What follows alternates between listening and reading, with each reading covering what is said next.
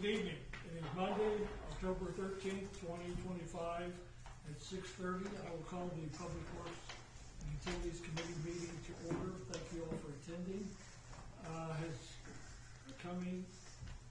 Has attendance been taken? Yes. Thank you, Beth. Please rise and join in reciting the Pledge of Allegiance. I pledge allegiance to the flag of the United States of America and to the republic for which it stands, one nation, under God, indivisible, with liberty and justice for all.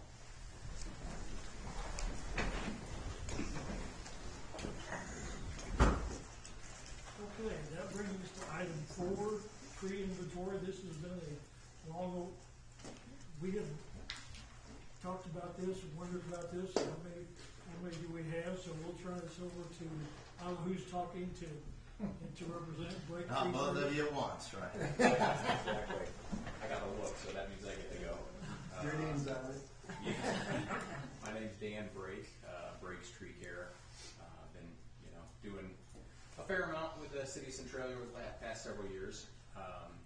And as it turns out, there's a few more dead trees here. So we got a look and kind of went through and tried to capture as much information as we could that we felt like would be pertinent. And it's up there, although it streams pretty far, so I mean it's not going to fit on a screen. We of course started with location and species and all that, and then approximate dimensions of the trees, and then general health assessment. Kind of talked about what we're seeing with them, what the concerns we have. And then we need to quantify that information. So we did a scaling, a rating. The hazardous. Let's see, my eyesight it's not great. Hazard removal recommendation. Hazard. What's the second one? Hazard correction. Yeah, and then the strike zone. So the removal recommendation.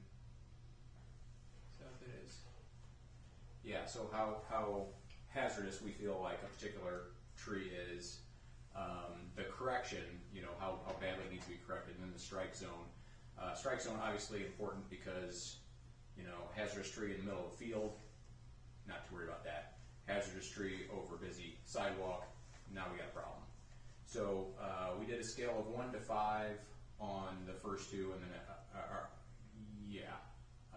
scale of 5 on the first two, and then 1 to 3 on the strike zone. So Now, the higher the number, the more critical. yes, and if you'll notice, there are no zeros on that. So the point that the takeaway there being, we just got to make sure everyone knows and is on the same page that if there is a tree standing there, there's a degree of risk. All right, so even a tree that looks super healthy could have root rot going on that we don't know about. A good wind, and we've all seen them tipped over where they look super healthy, but once they're flipped up, you can see all the dead roots underneath.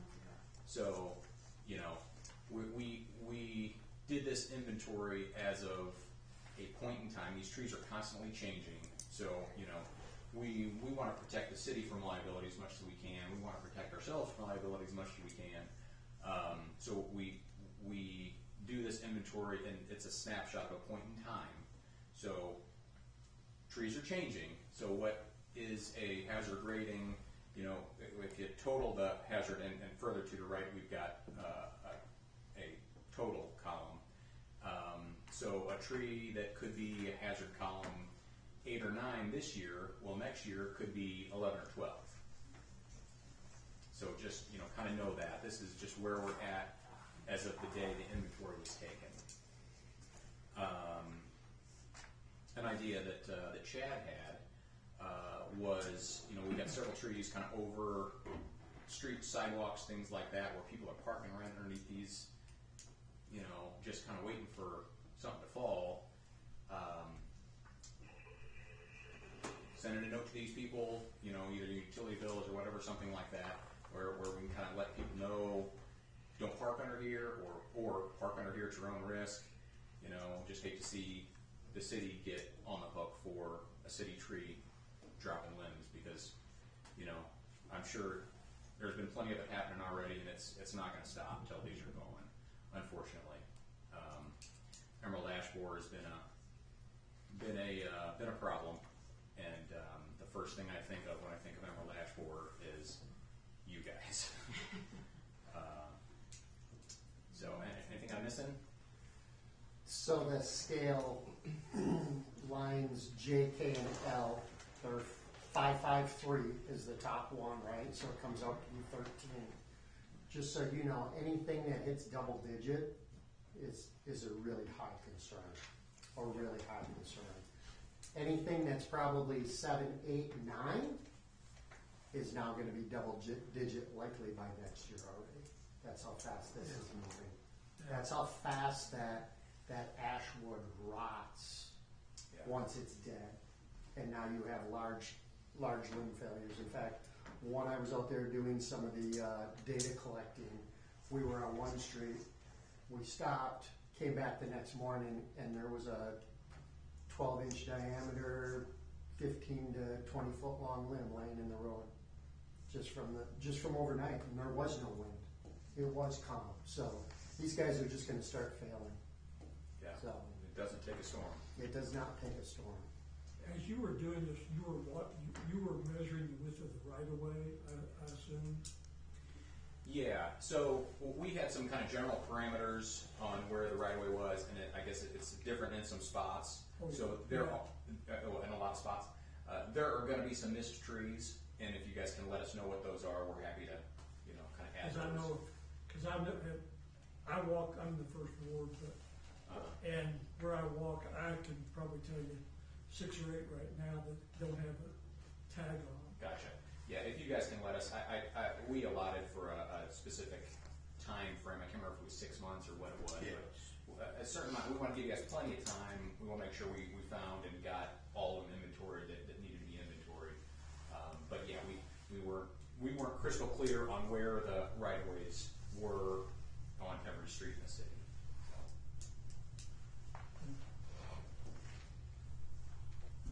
Any other questions? How many trees were inventoried? So we're close to just over 500 with the ones that on the widened right of way. So we went through once and we came up with roughly, I believe off the top of my head, about 439-ish trees. And then I met with Matthew and he gave us several roads that had widened right of ways. And we measured them out, and I believe we gathered probably about another 75 trees off that. So you're about 525-ish right in there. So what percent is that, Matt? Where are we at? Where are we at percentage-wise getting these things done? We're not halfway by no means. Down? Yeah. Oh, no. Oh, no. 10%, 20%? 28. 2? 1%? I don't think you have any. There's not many stumps out there that we saw that were in your. I mean, we've only been allocated, well, last year was probably the highest amount, and that was 50,000 last year. We cut Before 28. that, it's been Yeah. 15,000 and 25,000, that's, in We the have tree done world, this that's not a lot of every trees. year. Yeah. So, I did a quick run through of the list. We have 106 trees rated at 13. That's the worst rating to get down. We have 106 trees that are considered critical trees that need to come down. And then there's 3 on there that say immediate removal. So I those think are one of those might have been removed. Is that Howard Burger? Was that the I first think we one? did one of them, Okay. yeah. Yeah. And there were, guys, understand, we are doing our best to help the city of Centralia here. There were, like, for our own sake, to protect us, there should be way more on there that say immediate removal. But we know as soon as we do that, we're kind of dropping a hot coal on you. And we're trying not to dump excess liability on you guys, but, understand, just because it doesn't say immediate removal, doesn't mean it doesn't need to go. And I think you guys have a good handle on We that. all knew that was gonna be the case, I think, so. And, I know that's a ton of expense for a relatively small town. And I think you guys are familiar with the trim grant program and the increases, and I guess, Chad knows a ton about that. But I think that can not only be had by the city, but I think Parks could do one, I think Water and Light can do one. there's some help out there from Yeah. the state. The parks department has had a trim grant. Have they? Yeah. That's good. Unfortunately, with MDC, Ann retired, and they're not looking to replace that position, and she's the one who oversees it for Central Missouri. So I am in the works to find out who at MDC will, in the interim, oversee that trim grant allocation. So, But they upped that. and they've upped it. So 10,000. it was 10,000, then it went to 25,000, and there are some cases where they're going up to upwards towards 40,000 for it. So, and I think with you all already having somewhat of a master plan or a hazardous tree evaluation, I think you could be prime candidates for getting money for that. So, Tara, instead of printing it out, could you email it to me? I think it'll be more useful that way. Yeah. Thank you. We'll probably end up putting it out there. Yeah, It'll probably be in next week's packet also. good.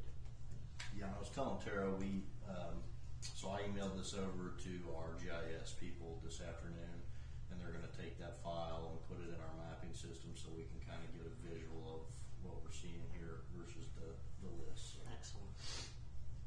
And then the next step will be meeting with the tree board and getting an RFP together to get this bid out. We budgeted money to take down a lot of trees, so we're gonna go ahead and start attacking that this year.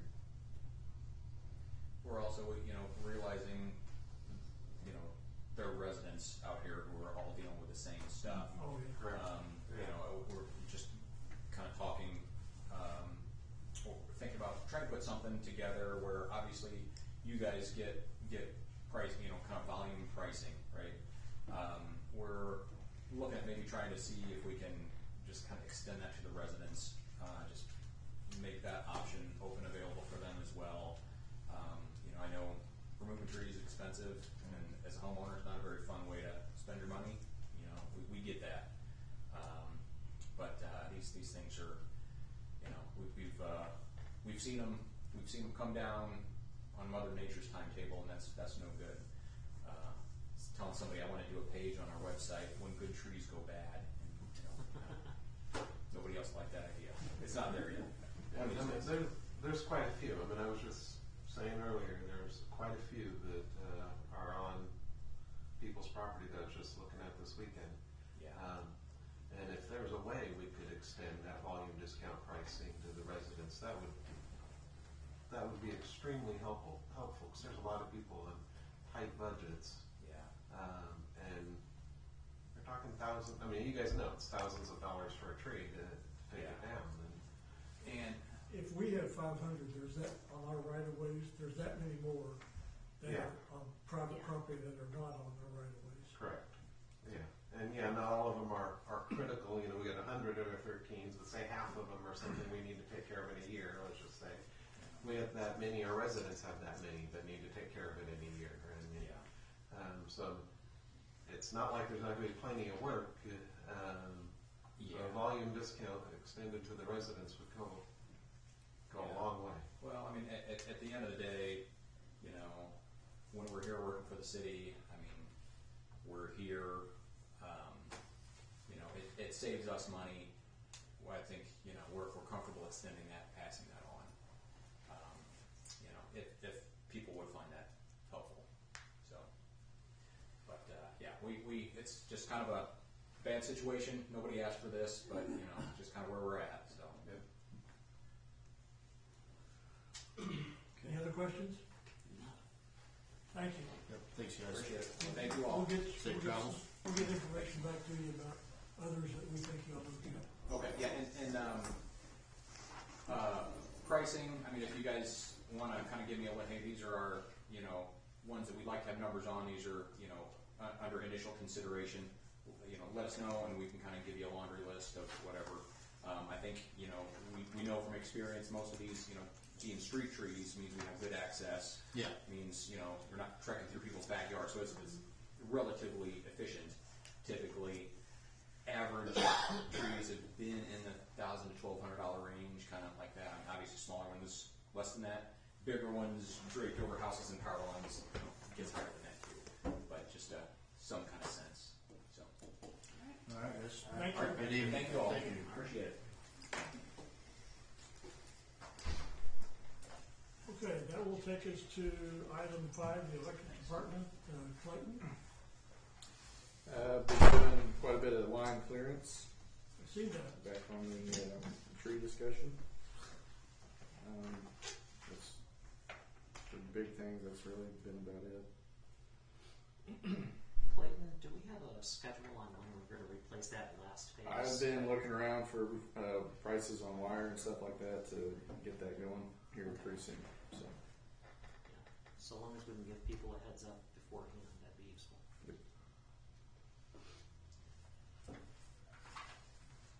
Any questions for Clayton? Okay, thank you. Then we will go to street department, the public works street department, Demi.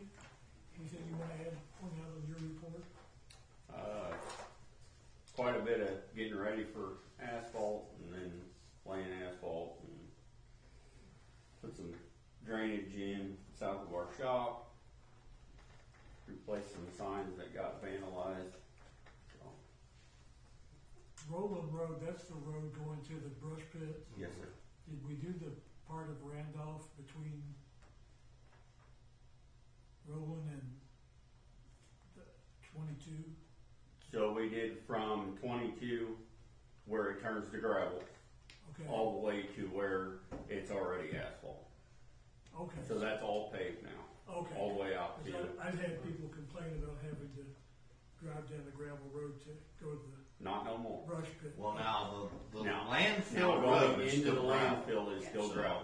It's going to be really hard for us to justify paving the Right. landfill road. So Right. I mean, you I might think just they let were, I think they were really concerned about, the on the gravel. map it shows it as Randolph. but Yeah. Maybe it's part of It the just the landfill I road haven't is been out going there. to continue to be The gravel. landfill road, it's rock, just like it's always been, but everything going from Highway 22 to the gate of the landfill is paved. Good. So,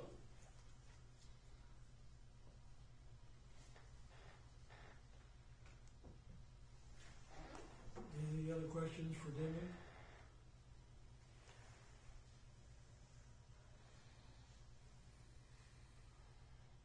Okay, thank you, Demi. Then we will move to the item 7, water and sewer department, Aaron. Still working on switching out some of our bigger registers to the, so they have the new Itron meter reading system on them. And trying to get all meters reading properly. And been working with Smyco quite a bit on the sewer side, on the sewer lining stuff. One of the Smyco techs I was talking with about a week ago when they were doing the line out back at my place said that the collector line going down the alley was like this. That's what happens when old clay tiles put in the ground. Yeah.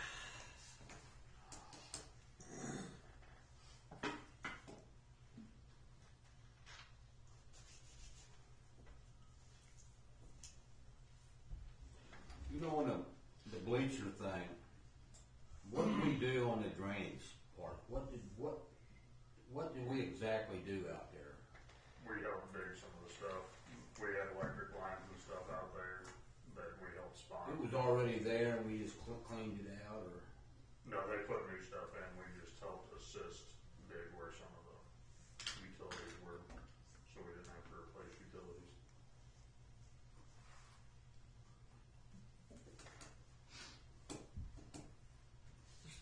The note on the, I'm sorry, I'm looking at Matthew's report.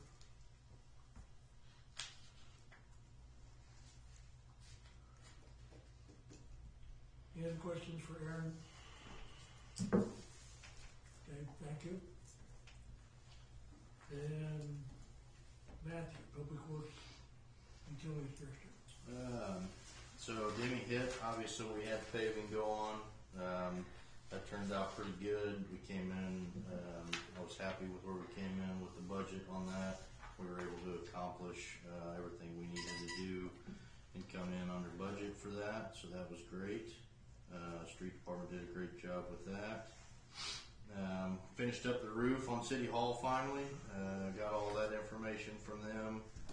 I've been up here a couple of nights when it's raining just to make sure we don't have anything leaking, and as of right now I can't find anything, so that's the first time in Lord knows how long this roof has not leaked.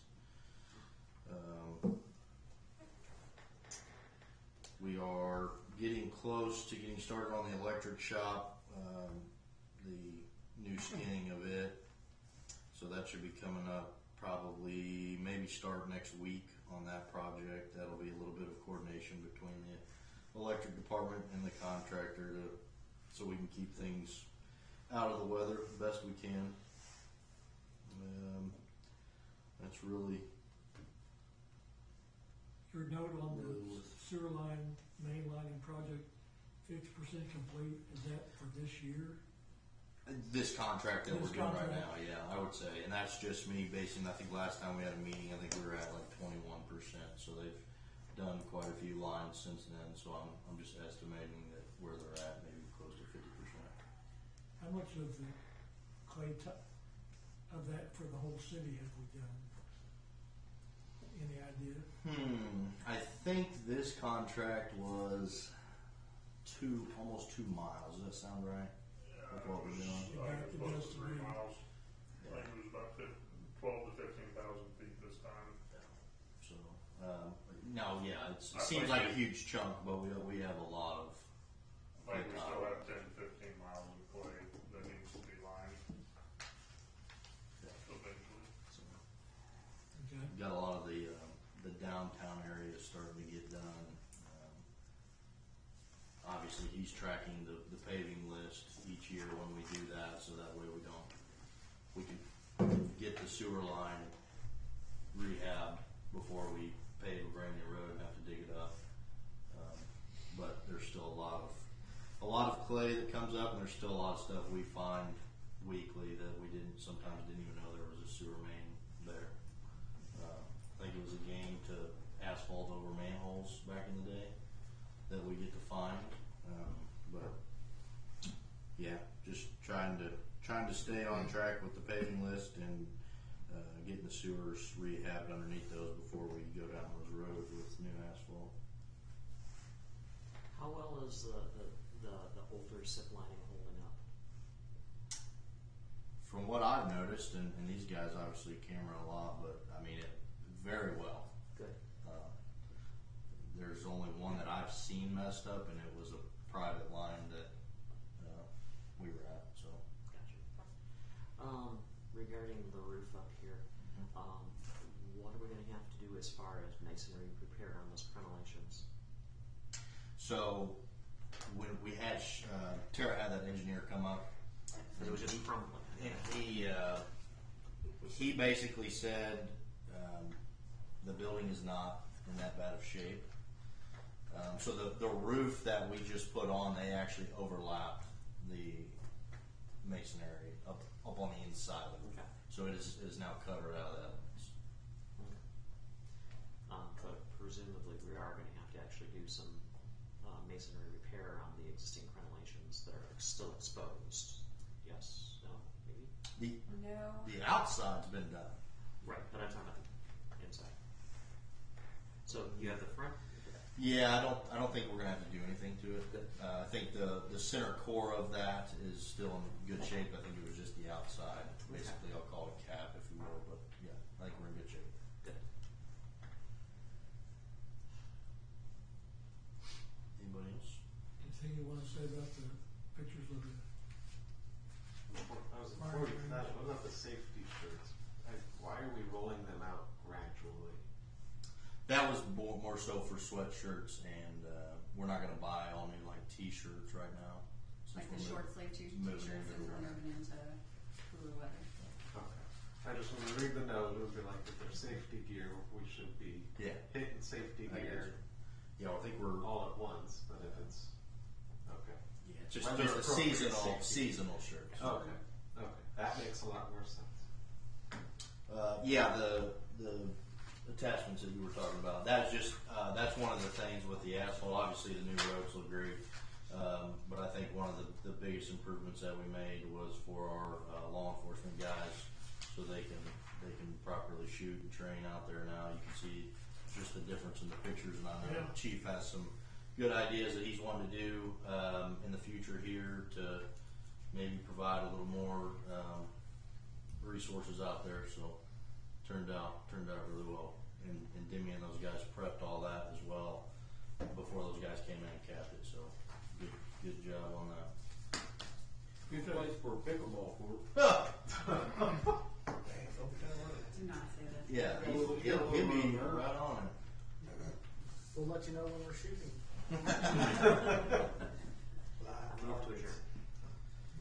Okay, we have a motion and a second. Is there a second?